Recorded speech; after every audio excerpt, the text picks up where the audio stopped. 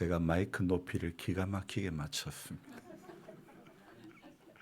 하나도 안 건드려도 딱 입 높이가 되도록 제가 눈썰미가 좀 있습니다. 정말 우리가 필요한 것은 뭐 세상에 어떤 다른 눈썰미도 있어야 되지만은 예수님 아는 눈썰미가 있어야 될 줄 믿습니다. 제 매형이 매일 새벽마다 제게 어떤 발췌한 좋은 글과 사진을 이렇게 보내주십니다. 그래서 하루도 빠지지 않고 이렇게 늘 보내주시는데요. 한 4일 전인가 매형이 제게 보내주신 글을 먼저 제가 서두에 공유하고 싶습니다. 제가 읽어드릴게요. 한 엄마에게 초등학교 3학년과 1학년 두 아이가 있었습니다. 남편은 얼마 전 교통사고로 죽었는데 죽은 남편이 가해자로 몰려 그들은 맨몸으로 길거리에 쫓겨났습니다. 가까스로 살 곳을 마련하고 변변찮은 이불과 옷 몇 개로 셋이 함께 살았습니다.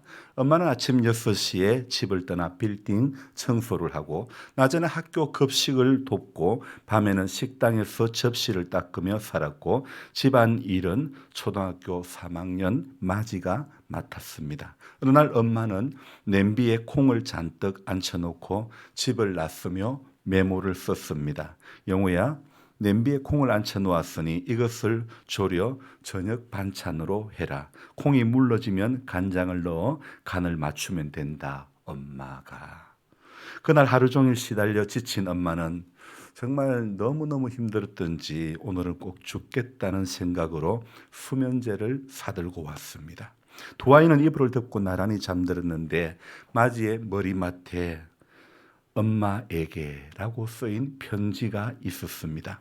그 편지를 보고 엄마는 수면제를 버리고 맞이가 만든 콩자반을 눈물 범벅이 된 채 먹었습니다. 이런 편지였습니다. 엄마, 오늘 엄마 말대로 콩을 물러질 때까지 이렇게 삶고 간장을 부었는데 동생이 짜서 못 먹겠다고 투정해서 한 대 때렸더니 울다가 잠들었어요. 열심히 콩을 삶았는데 엄마 용서해 주세요. 내일은 나가기 전에 저를 꼭 깨워 콩 삶는 법을 가르쳐 주세요. 엄마 피곤하지요? 꼭 건강하세요. 사랑해요. 엄마 고생하는 것 저희도 다 알아요. 먼저 잘게요. 여러분, 주는 것 중에 가장 소중한 것은, 가장 귀한 것은 알아주는 것. 알아주는 것이 가장 귀한 것 아닐까요? 누군가가 내 마음을 알아주면 세상은 그런 대로 살만합니다. 알아달라고 하면 관계가 멀어지지만 알아주려고 하면 관계가 깊어지는 것입니다.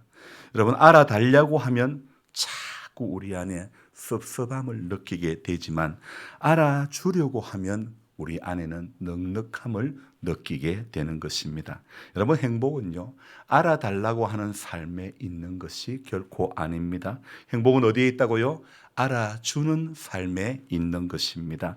우리가 산에 가면 가끔 한적한 곳에 혼자 피어 있는 아름다운 꽃을 봅니다. 그 꽃은 보는 사람이 없고 사람이 없어도 아름답게 향기를 날리며 피어 있습니다. 어느 누구하고도 미모 경쟁하지도 않고 향기를 경쟁하지도 않고 그냥 혼자 아름답게 피어 삽니다. 삶의 목표는요, 여러분, 남과 함께 경쟁하는 것이 아니라 그냥 아름답게 사는 것입니다. 우리가 예수를 믿는 것은 그분은 오늘도 누구보다도요, 나를 알아주시는 분이기 때문인 줄로 믿습니다. 저와 여러분들이 주님처럼 알아주는 삶이 되시기 바랍니다. 예수님은 누가 크냐고 경쟁하는, 또 발음이 잘 안 되려고 그러네. 경쟁이 아니고 경쟁이죠. 제가 이게 잘 안 될 때가 많아요. 여러분 이해하시고 제가 갱자로 발음하면 그게 경자인 줄 아시기 바랍니다. 경쟁하는 제자들을 보며 섬기는 그 사람이 큰 사람이라는 것을 종이 되어 섬기는 모습으로 우리 주님은 친히 보여주셨습니다. 저는 지금껏 수십 년을 성탄절을 경험했습니다. 예수 믿고 목사가 된 지도 20년이 넘었는데 예수 닮음이란 아직도 부족한 것 같습니다. 부끄럽지만 우스개 이야기가 맞는 것 같아 이야기 사실 안 하고 싶지만 안 하는 것보다 저와 우리 성도님들을 위해서 더 유익할 것 같아서 하고 싶습니다.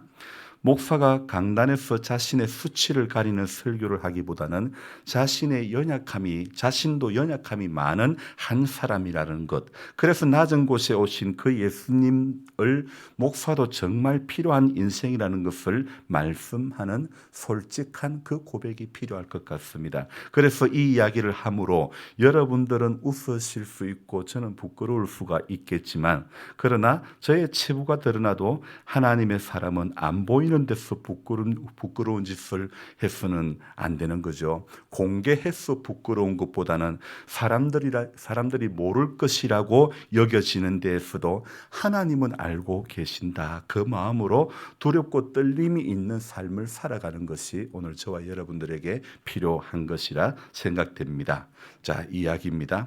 목사와 집사가 죽어서 천당에 갔다. 예수님이 두 사람을 보더니 집사는 무시하고 목사에게 가서 손을 잡고 환영한다, 이렇게 반갑게 맞이했답니다.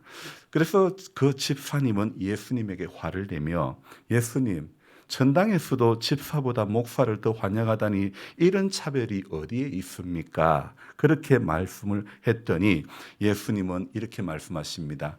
오해하지 마십시오. 천당에 집사들은 많이 와 있어서 희소 가치가 없지만 요즘 목사가 천당에 오는 경우는 매우 희귀해 오래간만에 목사가 천당에 온 걸 보니 놀랍고 반가워서 그랬어, 그렇게 이야기했답니다. 여러분, 제 예상대로 웃으시군요. 그래서 집사가 천당을 돌아보니 공중에 사람 입처럼 생긴 것들이 둥둥 떠다니고 있었습니다. 사람 입처럼 생긴 저것은 뭔데 공중에 떠 있습니까? 하고 물었더니 예수님께서 말씀하십니다. 저건 목사들의 입인데 여러분, 이럴 줄 알았습니다.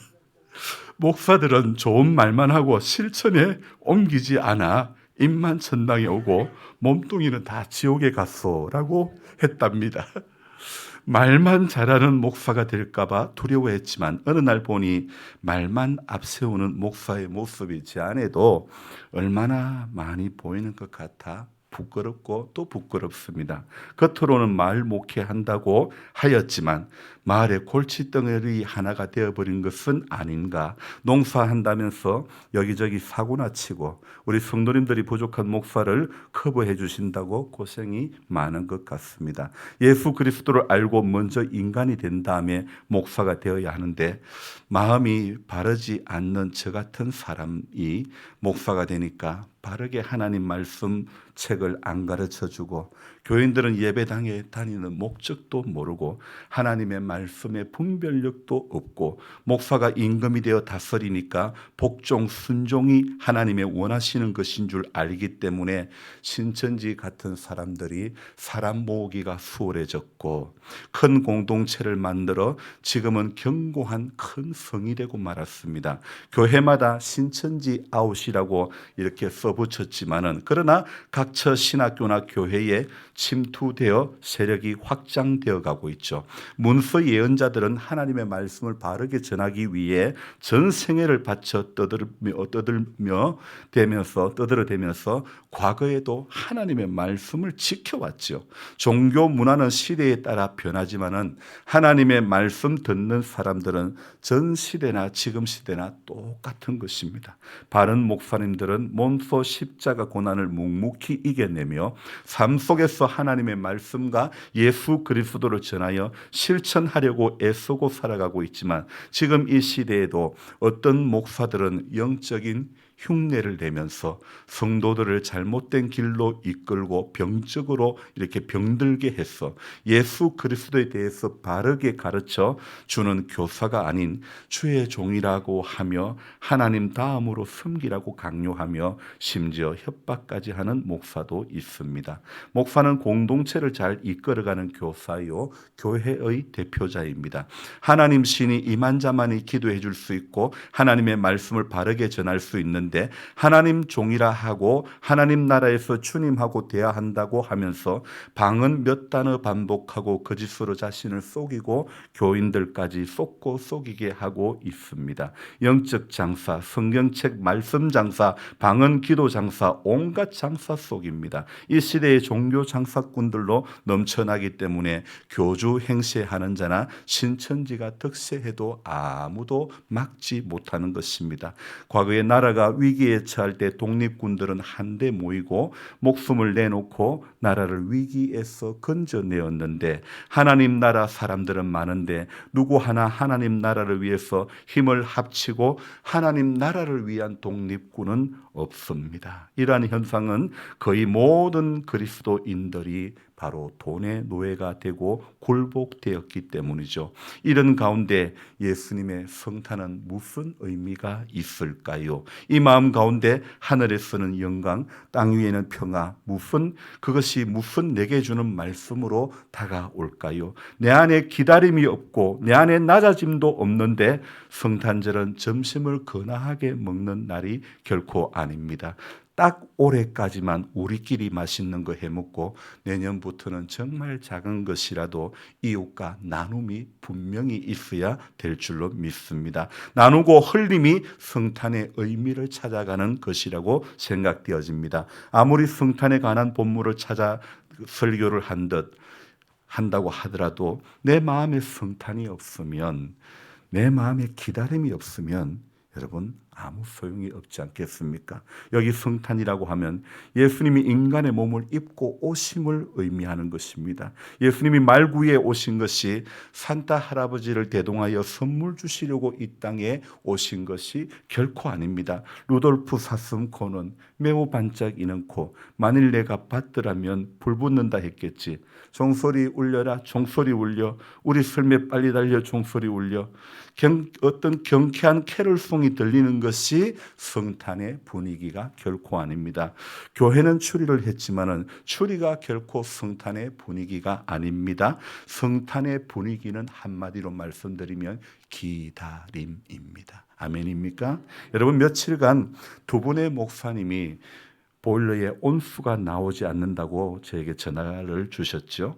보일러 온수가 안 나오면 설비업자를 부르든지 왜 목사에게 전화를 하지, 이런 생각이 들 수도 있지만 이것이 현실이 넉넉하지 못한 경제적 상황 가운데 있는 목사님들의 현실적 상황입니다. 그러니 저에게 도움을 요청하였던 것이죠. 저는 직접 가지 않았고 말로 설명해 줄 수 있기 때문에 제가 이제 전화로 이렇게 안내를 해드렸죠. 한 목사님은 아주 길게 설명을 해드렸습니다. 저보다 나이가 많기 때문에 더 자세한 설명이 필요했던 것이고, 한 분은 저랑 동갑내기였기 때문에 짧게 설명을 했습니다. 두 분 다 얼마 뒤에 할렐루야 물 나옵니다, 그렇게 저는 문자가 왔습니다. 길게 설명을 해드린 목사님은 더 긴 시간에 걸려서 녹아졌고, 설명을 짧게 해드린 목사님은 더 빠른 시간에 할렐루야로 물 나옵니다 그러셨죠. 이렇게 추운 겨울에 얼었던 물이 나오는 것은 예수님 만난 것보다 어쩌면 더 복음적일 수도 있지 않을까요? 부족한 제주이지만 제가 통화한 몇 마디 전하는, 몇 분의 이 전하는 그 어려움을 당한 분에게는 구원의 이 전화일 수 있지요. 복음이 꼭 예수님 십자가에 달리셔야 살 찢기고 피 흘리셔야만 그게 복음이 아닌 것 같습니다. 삶의 자리에서 도움이 필요한 손길들을 찾아가는 것, 그게 복음 아닐까요? 그게 예수 따라가는 것 아닐까요? 복음이라는 것이 꼭 2000년 전에 골고다로 돌아갈 필요는 없는 것 같습니다. 복음은, 성탄은 내가 서 있는 이 자리에서도 얼마든지 나타나는 것이고 언제든지 복음의 역사는 이어져 가는 것입니다. 저는 잠시 전화 통화를 하면서 문제를 해결해 주었지만은 우리가 기억해야 될 것은 주님은 직접 찾아오신 줄로 믿습니다. 그래서 성탄은 다른 말로 직접 내려오심이라 이렇게 말할 수 있죠. 영어로는 인카네이션이라고 하는데, 이 말은 신적인 존재가 인간의 육체 안으로 들어와서 인간 가운데 거하게 된 것을 일컫는 말입니다. 하나님께서 인간의 몸을 입고 내려오신 것, 찾아오신 것, 직접 오신 것이 바로 성탄이라는 것입니다. 그런 의미에서 보실 때 성탄은 12월 25일이다, 언제다, 이 날짜가 중요한 것은 결코 아닙니다. 성탄의 의미를 날짜에 두려고 하지 말고 기다림에 두어야 하고 낮아짐에 두어야 된다고 저는 생각합니다. 선물의 유무에 히히비비하는 날이 아니라 어릴 때에는 뭣도 모르고 화이트 크리스마스, 눈이 오는 크리스마스가 되어야 한다는 소망으로 크리스마스 카드에는 올해는 꼭 화이트 크리스마스 이렇게 적기도 했죠. 여러분, 바로 저와 여러분들은 복음을 받아들이고 예수님의 탄생을 축하하는 성탄 이 예배를 수십 번을 들으면서도 주님의 오심보다는 어쩌면 눈 오는 성탄이기를 바랬던 것 같습니다. 하지만 성탄은 그런 것이 아닙니다. 그분의 낮아지심이 우리의 생명 주심이 된 것에 감사하는 마음으로 생명 받은 자의 몸짓을 하는 것이 바로 진짜 성탄의 의미라고 생각합니다. 4년 전인가 제가 처음 수박 농사를 하면서 판매 대금으로 이웃교회 식당을 지어주려고 했는데 교회 식당이 없어서 좁은 사택에서 밥을 먹다가 불편해서 교회에서는 밥을 먹다가 말다가 했던 그 교회에 식당을 지어주려고 했지만 그의 수박 농사가 쫄딱 망하고 말았습니다. 그래서 해드리지 못해서 늘 마음에 걸렸는데 이제 그 교회에서 공사를 한다 그래서 또 도움을 요청했지만은 이제 제가 우리 교회도 일이 있으니까 도와주지 못했는데 공사비로 얼마의 헌금을 가지고 현장을 돌아보고 왔는데요. 참 그래도 조금의 마음이지만 동참할 수 있고 그 교회 식당이 지어진 그 모습을 보니까 하나님 앞에 얼마나 감사한지 모르겠습니다. 오늘 우리는 식사 후에 장 목사님 댁에 집들이를 할 예정인데 그러다 보니 어제 거기 가서 윤 집사님이랑 등을 다 달아드리고 왔는데 어제 제가 장 목사님 댁에 가서 보니 거실에서 본 풍경은 정말 그냥 설원이었죠. 다른 곳에는 다 눈이 없어도 목사님 집 거실에서 본 풍경은 그냥 만년설이 덮여 있는 것 같은 그런 겨울이었죠.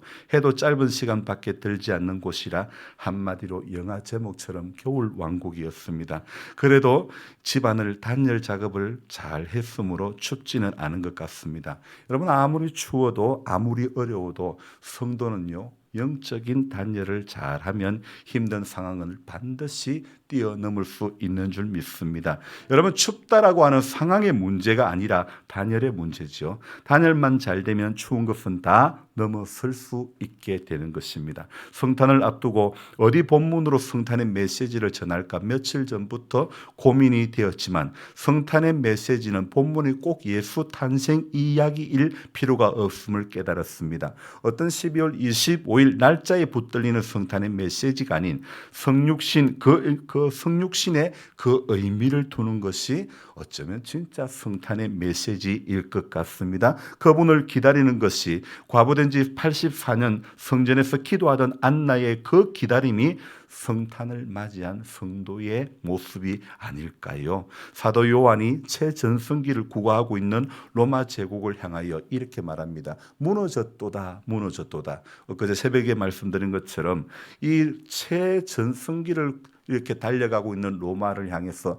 무너졌도다 과거형으로 말하는 이것은 쉽지가 않습니다. 이렇게 바벨론이여 그 큰 나라가 바벨론이여 무너졌도다 무너졌도다 이렇게 하는 이야기는 다른 사람들이 볼 때는 저 요한이 미쳤다 생각할 수도 있습니다. 그러나 분명하게 인정하지 않을 수 없는 한 가지는 바벨론이 아무리 강대국이라 할지라도 결코 영원할 수도 없고 영원하지도 않는 것입니다. 그래서 그리스도인들은요, 제가 새벽에 이런 말씀 드렸죠. 현재와 과거를 보는 두 눈, 이 땅과 영혼을 동시에 바라보는 두 눈을 가진 그런 사람들이 되어야 된다고 말씀을 드렸습니다. 그래야 세속적인 어떤 가치에 우리 남은 인생이 함몰되지 않는 그런 신앙의 길을 걸어가게 될 수 있는 것입니다. 요한이 큰 성 바벨론이 무너질 수밖에 없는 이유를 이렇게 밝히고 있죠. 뭐라고요? 3절. 음행의 진노의 포도주가 로마 제국을 무너뜨릴 수 있는, 바벨론을 무너뜨리게 된 결정적인 이유라고 말하고 있죠. 여러분, 구약 시대와 신약 시대의 음행은요, 거의 대부분 우상 숭배와 연결이 되어 있는 것입니다. 당시 이방인의 신전에 들어가 우상을 숭배하고 그 신전의 옛 사제들과 음행을 했기 때문이죠. 그러므로 우리는 오늘도 4절의 말씀으로 돌아가야 되는 것입니다. 내 백성이, 자, 우리 같이 읽어봅니다. 내 백성이 거기서 나와 그의 죄에 참여하지 말고 그가 받을 재앙들을 받지 말라. 아멘.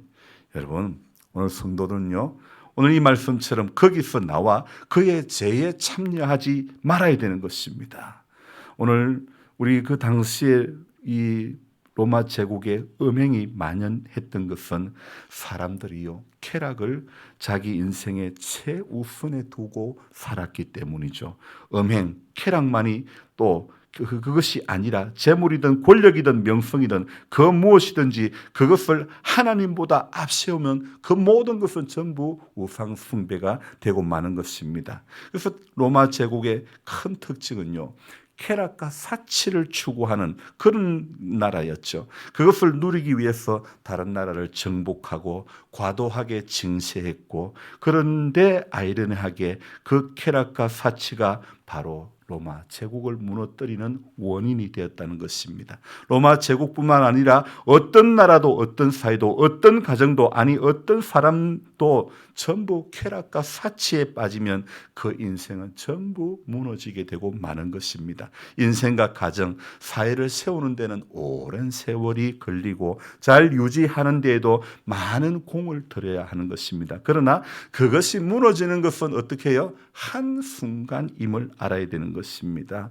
그래서 우리는 어떻게 해야 됩니까? 성도는 항상 깨어 있어야 하는 것입니다. 4절과 5절은 바벨론을 떠나라는 경고의 메시지이지요. 하나님의 백성이 바벨론 멸망과 같은 재앙을 당하지 않기 위해서 가져야 할 자세가 무엇인지 밝히고 있죠. 또 내가 들으니 하늘로부터 다른 음성이 나서 내 백성아 거기서 나와 그의 죄에 참여하지 말고 그가 받을 재앙들을 받지 말라. 거기서 나오라고 이야기하고 있습니다. 하나님께서는 재앙에서 벗어나는 길은 거기에서 나오라고 합니다. 우리가 제된 삶을 이기는 최상의 방법은 거기에 참여하지 않고 거기서 나와야 하는 것입니다. 거기서 나오지 않고는 성도가 이길 방법이 전혀 없는 것입니다. 형들의 모함으로 보디발 장군의 집에 팔린 요셉은 거기에서 종살이를 했는데 보디발 장군의 부인이 요셉을 유혹했습니다. 그때 요셉이 취한 행동은 자신의 겉옷이 벗겨질지라도 거기서 나왔습니다. 그 안에서 있었다면 유혹을 이길 수 없었을 것입니다. 그래서 시편 1편은 이렇게 노래합니다. 복 있는 사람은 악인의 꾀를 따르지 아니하며 죄인들의 길에 서지 아니하며 오만한 자들의 자리에 앉지 아니하고 오직 여호와의 율법을 즐거워하며 그 율법을 주야로 묵상하는도다. 원래는 다 외우는데요. 이게 막 개혁개정과 개혁 한글하고 막 예전에 외웠던 거하고 짬뽕이 되니까 이제는 이거 보고 읽는 것이 실수를 안 하는 것 같아가지고 그래서 보고 읽습니다. 복 있는 사람이 되고 복 있는 사람의 길을 걸어가려면 악인들의 생각, 죄인들의 길, 오만한 자의 자리와는 다른 곳, 여호와의 율법이 있는 곳에 앉아야 될 줄로 믿습니다. 바벨론의 자리, 세속적인 어떤 그 가치관의 자리에서 나온다는 것은 구체적으로 그런 가치관을 추구하는 사람들과는 다른 삶을 살려고 몸부림치고 애를 써야 된다는 것입니다. 여러분, 그래서 성도의 삶은요, 우리가 다른 삶을 살려고 애쓰고 몸부림치는 것이 바로 우리가 성탄을 경험했다면 주님의 인카네이션을 경험한 성도들이 삶을 살아가야 할 방향이 바로 이것이라는 것입니다. 여러분, 저와 여러분들은 세상 속에서 살고 있습니다. 그러나 다른 사람들과 구별된 삶을 살아야 되는 것입니다. 요셉이 종살이하는 그 종살이는 물론 옥살이 할 때도 구별된 삶을 살았고, 다니엘도 포로로 끌려가 바벨론의 궁궐에 살았을지라도 다니엘 분명히 다른 가치관을 가지고 살았습니다. 그래서 그들은 하나님의 역사의 통로가 되었던 것입니다. 바로 이것이 성육신 하신 예수님을 맞이한 성도의 삶이 바로 이런 것입니다. 그의 죄는 5절입니다. 그의 죄는 하늘에 사무쳤으며 하나님은 그의 불의한 일을 기억하신지라.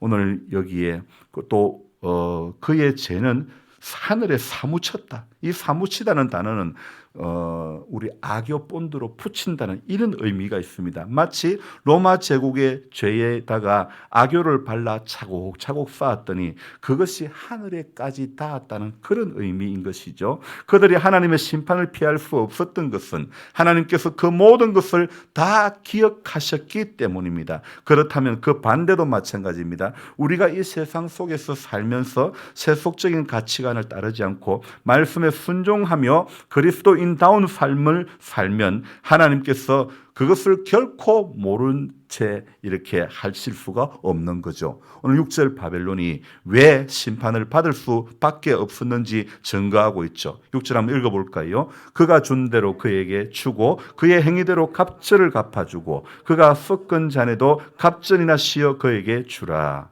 새한글 성경으로 제가 읽어드릴게요. 너희는 그 도시에 대갚아 주어라. 그 도시도 그랬던 것처럼 그 도시가 한 일에 맞추어 두 배로 갚아 주어라. 그 도시가 섞였던 잔으로 두 배로 섞어서 그 도시에 주어라. 자, 이 말씀은 우리 속담에 이런 말씀이 있죠. 남의 눈에 눈물 흘리게 하면 자기 눈에는 어떤 눈물요? 피눈물이 나게. 성경 말씀을 몰라도 성경 말씀이 이렇게 팍팍 나와야 될 줄로 믿습니다.